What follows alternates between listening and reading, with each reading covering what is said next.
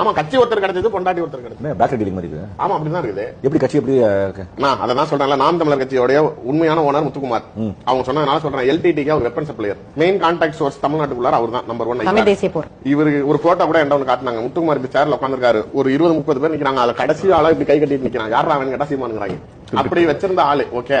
இவர் இறந்துடுறாரு, இந்த கூலிப்படை தாக்குதலுக்கு பிறகு இறந்துடுறாரு. இப்ப அவங்க மனைவியை என்ன பண்றாங்க, இவங்க 2 பேரும் போய் கட்டிக்கிறதுக்கு சண்டை போடுறாங்க. இதே மாதிரி தான் இப்ப விஜயலட்சுமி மேட்டர் தான். நைட்டு 12:30 மணிக்கு எல்லாம் போன் பண்ணி அந்த பொண்ணு கிட்ட கடலை போடுறது ஒரு முத்துக்குமாரோட மனைவி கிட்ட சீமான்.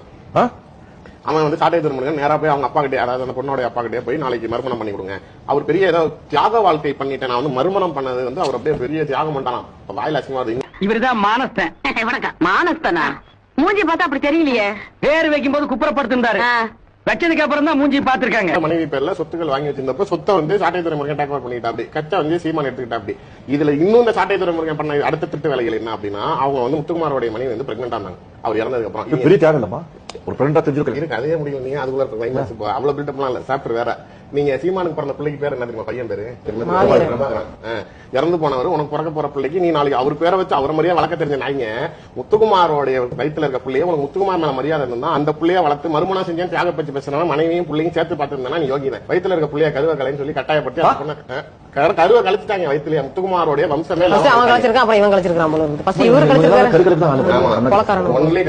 ஆக்சுவலா அந்த பொண்ணு நியூட்ரல் மோட்ல இருக்கிறப்ப அந்த பொண்ணோட அப்பா சீமானு கட்டி கொடுக்கறதா நியூட்ரல் மோடு சீமானு கட்டி கொடுக்கறதா இல்ல நாளைக்கு சாட்டை திருமணம் கட்டி கொடுக்கறதா ஒரு சூழ்நிலையில அவருக்கு ஒரு குழப்பம் வருது. ஏன்னா 2 பேருமே விருப்பப்படுறாங்க. அப்ப சரி சினிமா துறையை சேர்ந்தவன், அதனால நம்பிக்கையா நாளைக்கு பொண்ணை கடைசி வரைக்கும் வச்சு பணம் தெரியாது, ஏற்கனவே ஒரு இறப்பு ஏற்பட்டுச்சு, அடுத்த வாழ்க்கையாச்சும் நல்லா இருக்கட்டும் அப்படின்னு சொல்லிட்டு தான் இவங்க கையில கொடுக்குறாங்க. இவன் உள்ள வந்து அடுத்த நிமிஷம் நான் மறுவாழ்வு கொடுக்குறாங்க, நான் பாத்துக்கிறாங்க, நல்லா பிள்ளைய மட்டும் கலச்சுங்கன்னு சொல்லி கல்யாணம் பண்ணதுக்கு அப்புறம் திரும்பி ஃபோர்ஸ் பண்ணி கலச்சிடலாம். பேசி அந்த பொண்ணை கஸ்டடி எடுத்து மைக்கி இதுக்கு அப்புறமேல ஒரு வேலை பார்க்க பொண்ணோடைய கட்டாயப்படுத்தி கைப்பட எழுதி நைட்டோட நைட்டா சாட்டை துறைமுகம் எடுத்துட்டு போய் ஜேசிபி வச்சு அங்க இருக்கிற பணத்தை எடுத்து பொது சுடுகாட்டுல போச்சுட்டாங்க.